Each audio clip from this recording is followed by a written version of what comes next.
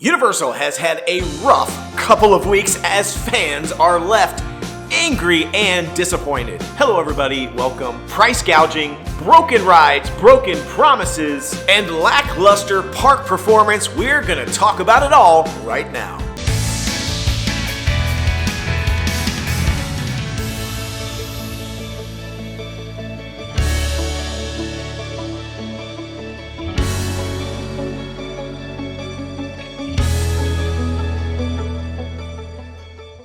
All right, let's get started. As you can see, this is a little bit of a different type of episode for me. I am here traveling in beautiful, sunny Los Angeles, California.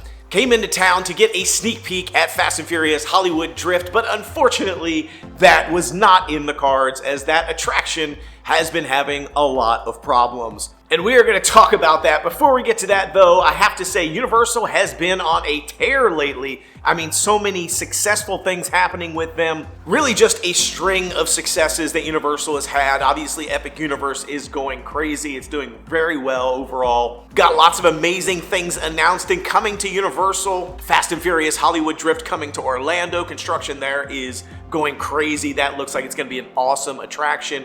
We've got the brand new Harry Potter ride coming to Epic Universe. The Lost Continent reimagining that's happening over at Islands of Adventure, and the brand new Dark Universe attraction that we're going to be getting. Can't wait to get more information on that announcement. But despite all the things that have been going really well for Universal, it seems like there's a lot of things that are suddenly going wrong in just the last couple of weeks and months. And I want to talk about some of the crazy things that are happening right now that's really just turning a lot of fans off. I mean, people are just super frustrated. I mean, I think a lot of people are seeing this. You're seeing it on Twitter and TikTok and in the news, and a lot of chatter is happening online. So what really is going on with Universal? I want to talk about all the big problems that they've been having recently and give you my take on what I think is happening. So let's just jump in. As I said, Fast and Furious Hollywood Drift out here in Universal Hollywood. Really was excited and expecting to get to ride this attraction, and it looks phenomenal. I think it looks like an amazing ride, but it's been having a lot of problems recently, and now there's talk of the fact that it could be further delayed. It's definitely delayed by at least a couple of weeks, but now there's talk that it could even be further delayed into maybe even next year as they try to figure out what the problems are with this attraction. And one of the big problems that's been emerging recently, which I'm sure you've heard about, is all this stuff about the sound. Lots of issues with sound traveling throughout the neighborhoods surrounding Universal Hollywood. If you don't know a whole lot about Universal Hollywood, it's a fantastic park, but it is literally up on a mountain. It is up on the side of a mountain. There's not a lot of space, and they don't have any big roller coasters at Universal Hollywood. So this is kind of a first of its kind for this particular park. So they haven't really run into this sound issue in the past. So you think of things like the Jurassic World attraction. It's a boat ride. It kind of is surrounded by lots of trees and bushes, and it has sound barriers. It's kind of a low-key chill ride other than that big hill, but they just haven't had a lot of problems with sound kind of escaping the park. With Fast and Furious Hollywood Drift, the way it was constructed is literally built on the side of a mountain. And this attraction, even though the way that they built it and the tracks and things, there's a lot of soundproofing going on. There's like these specialized rails and things that are supposed to muffle some of the sound. They're having problems with the screams on the ride. So as cast members, as team members are essentially riding this attraction, the neighborhoods surrounding are now finally hearing all the screaming that's coming from this ride, and there's just tons and tons of complaints going on, which quite honestly to me is not a surprise at all. I'm not really sure what Universal expected when they're building a roller coaster on the side of a mountain. The sound of screams is obviously going to travel long distances throughout that entire mountainside, and there are so many neighborhoods that are sort of lower in that valley. I guarantee you for sure you can hear the sound. And it's not like it's like once in a while sound. I mean, think about it. If you live in that area, you're trying to relax on your pool, and you're just chilling, it's a pretty expensive area, you're gonna be hearing the screams of people going down this roller coaster over and over and over again from 9 a.m. until 10 p.m. at night. It's not like an hour or maybe a 15-minute thing for fireworks. It's gonna be constant. And I can definitely confirm that this is happening because I've heard them myself. I've been out to the area. You can definitely hear the screams when people were riding it. I also live very close to SeaWorld in Orlando, and I can hear Kraken every time it goes. Not from my house, but if I'm hanging out like the Panera Bread across the street, outside, or I'm just kind of in that area at one of the gas stations, every single time Kraken runs, I can hear the screams on that ride, and it's a good distance away. So there's absolutely going to be an issue with Fast and Furious Hollywood Drift, with the screams, with the noise complaints in that neighborhood. So there's been lots of things and speculation about the fact that this ride is now delayed because they're getting so many sound complaints. However, there are also a few other things that are happening with this roller coaster that I think could also be impacting it, maybe even more so than the noise complaints. The first thing is we know that one of the ride vehicles like tossed a fin, basically a piece of one of the ride vehicles sort of sheared off and hit this sort of glass enclosure.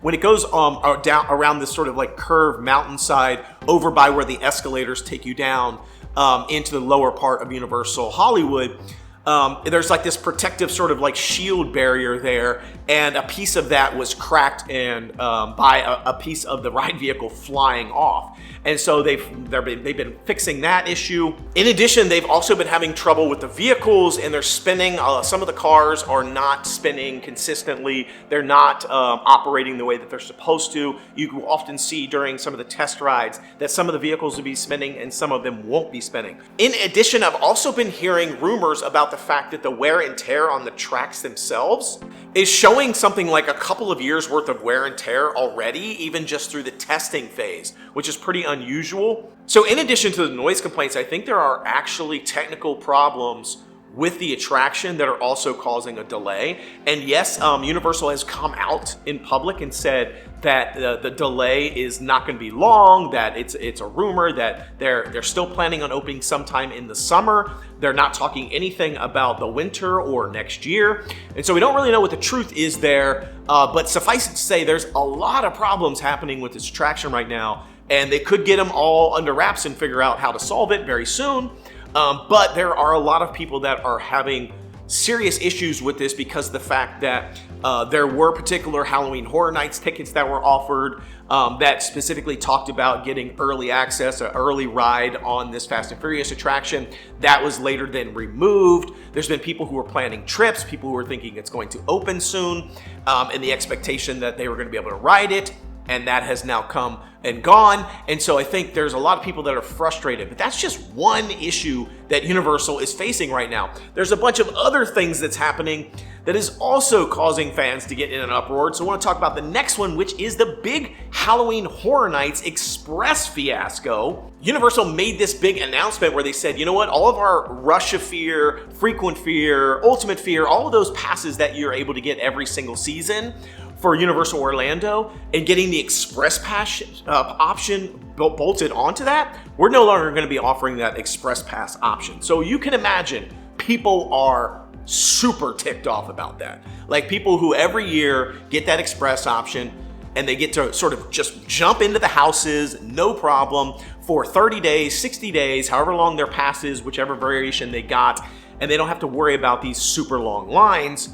They can't do that anymore. And now they're gonna have to pay for individual Express night tickets. And so people are super ticked. I mean, that is the most popular pass option. But my personal opinion on that is I'm kind of okay with it. I'm actually kind of happy that they've gotten rid of those Express Pass options bundled on, because number one, I don't use them because I'm cheap and I don't have money to sit there and spend $1,000 on a pass to be able to get into the Express queue. So for me, it doesn't impact me, other than the fact that this could actually make my experience at Universal's Halloween Horror Nights better. So for me personally, I'm actually excited for this change because I think it's going to reduce the wait times in the queue. If you've been to Halloween Horror Nights in recent years, we're talking very frequently 2 to 3 hour long waits for standby for a house. 2 to 3 hours, not an hour, not 45 minutes, 2 to 3 hours during peak days and times. You're waiting for one single house because there are so many people taking advantage of those frequent those fear passes with the express option, the express lines are out of control long. And you just saw this with Hagrid's Magical Creatures Motorbike Adventure, which they should have never offered Express Pass for, because that line was already an hour to 2 hours long. When they added Express Pass option for Hagrid's, that was just included is if you were a hotel guest at the deluxe resorts, that line went crazy. I mean, it went to 2-3 hours on average. It was basically, you couldn't ride Hagrid's if you were not using Express Pass. It was just diabolical.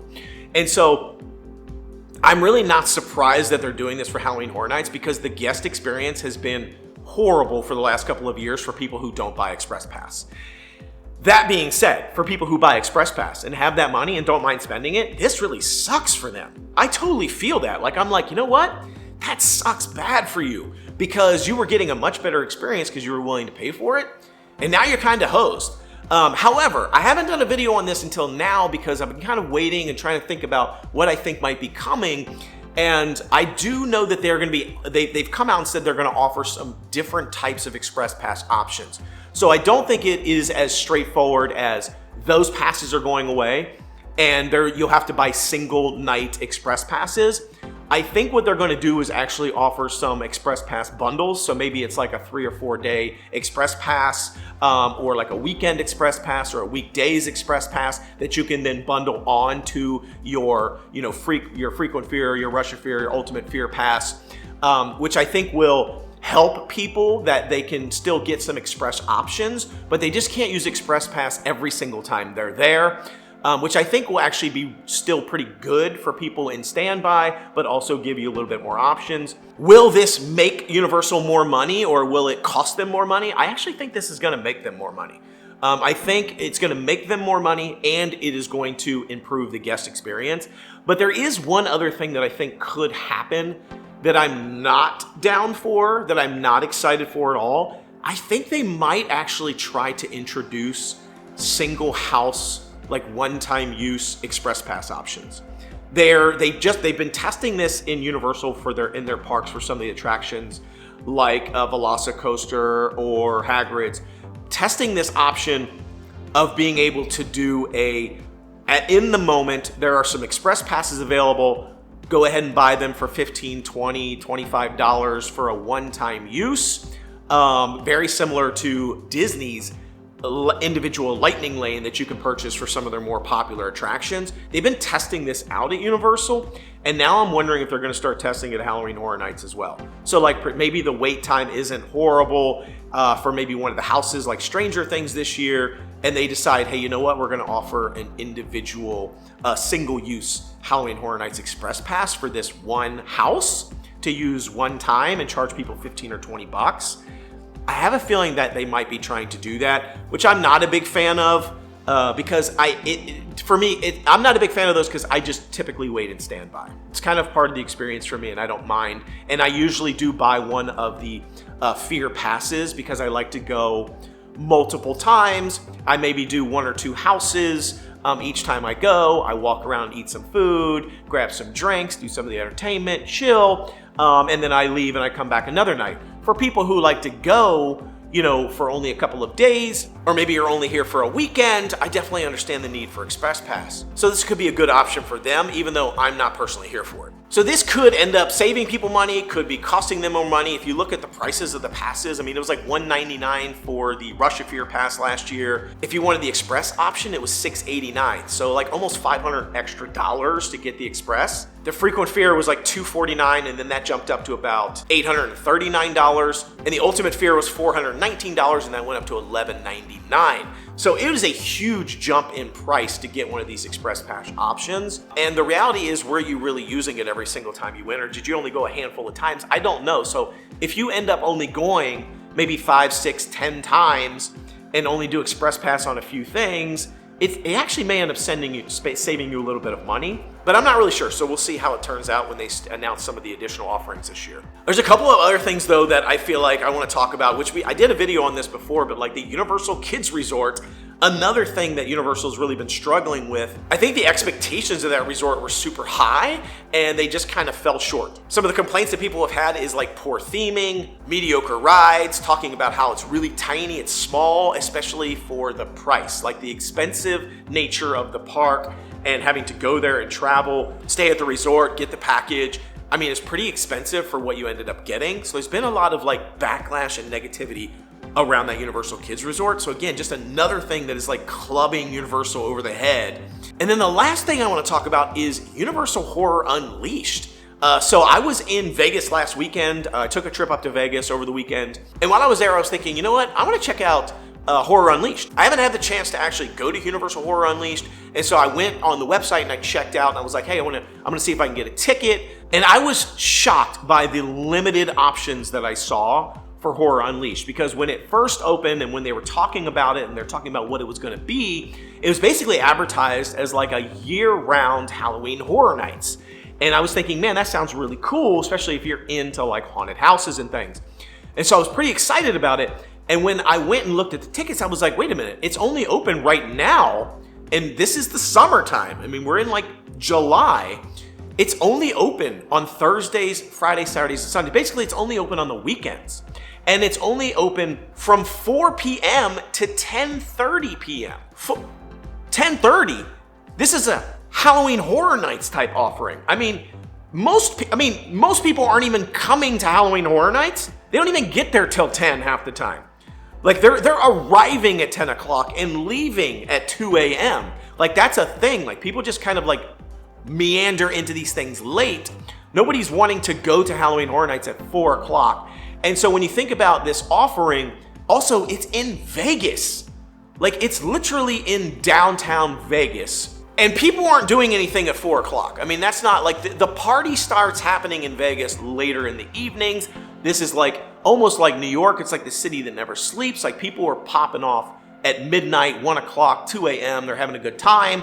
I was shocked when I saw the hours closing at 10:30 p.m. I'm like, it's on reduced limited hours right now. And it's only been around for a little while. Like this thing hasn't been out there for like 10 years. And so it's already on this like reduced limited hours offering. And there's been a lot of complaints about it. Like it's not like failing. I won't say it's a failing experience, but it definitely doesn't seem like it's going gangbusters. Some of the complaints people have had about it is the poor restaurant experience, talking about how it's long lines, it's kind of a lackluster restaurant, like stand-up and things, stand-up tables. It's not like a cool, swanky place to hang out. The theming is kind of poor. The tribute store is supposed to be really lackluster. Not anything like the really cool themed tribute stores that we get at Halloween Horror Nights. And then the mazes themselves, people are saying that they're just kind of like lackluster. Like the theming is okay, it's just kind of some jump scares. They're fairly short in nature, like they aren't very long at all. And so just overall, the Horror Unleashed concept is really just not living up to what it was supposed to be, which is a Halloween Horror Nights like experience year round. It's not living up to that at all. And so that particular concept doesn't seem like it's going very well. And they're trying to change it up. They're trying to bring in different IPs and stuff. But overall, it's not doing very well, and from what I can see. And so you just have a lot of things that seem to be hitting Universal right now over and over and over again, like one after the other. The Fast and the Furious problems they're having with the coaster, the taking away the express passes and all the backlash that they're getting there, the Universal Kids Resort sort of landing somewhat poorly, and then Unleashed basically in reduced hours, and who knows how long it's going to hang around there. It just seems like they're getting hit over the head quite a bit. But here's the thing. I'm actually okay with all this. Why? Because I think Universal is taking big swings at the plate. They're experimenting. They're trying things. And not everything that they try is going to work. It's just not. And that was one of the things that really always just drew me to Walt Disney. Like, I've always been a huge Disney fan. I've always been a Walt Disney himself fan. He's always, he talks about plussing things up. He's a huge idea guy, and he loved to try things. And not everything that Walt Disney did panned out. Not everything was a home run. But that spirit of innovation and creativity and experimentation and trying things is what really has helped make Disney the giant that they are. And that's what I'm really loving about Universal. They took a huge swing with Epic Universe, and they've been doing lots of experimentations in their parks that eventually got us to what Epic Universe is today. And now they're adding more to it because they know that Epic Universe, as great as it is, isn't where it needs to be. It can be even better. And so now they're looking at making it stronger than ever. But it's because of that spirit of innovation and experimentation that Epic Universe even exists. And so I appreciate the fact that they tried to do something with the Kids Resort. Will it work? Will it be amazing? I don't know. The jury's still out on it. Horror Unleashed, they took a big swing there. Is it going to pan out? I don't know. We'll see.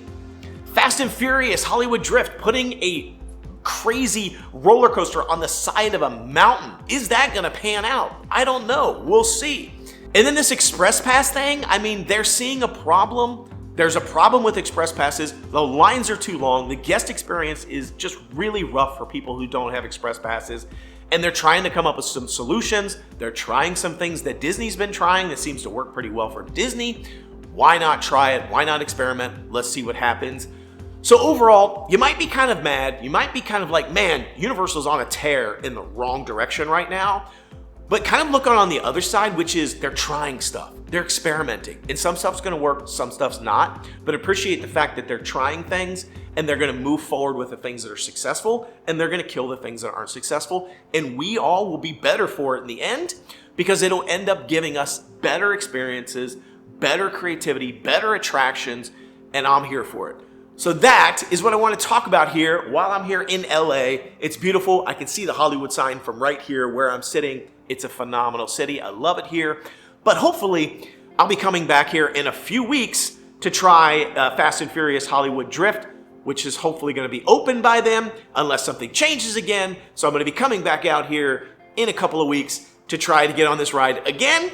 We'll see what happens. So hopefully you've enjoyed this episode. Be sure to like, subscribe, and share. Tell me down in the comments what you think. Are you like just super upset and hacked off about some of these changes? What have you been hearing about these big, crazy problems that have been happening with Fast and Furious? Don't be afraid to drop me a line. Once again, thanks so much for watching. Till I see you next time. The Noble Way is the easy way. Bye-bye, everybody.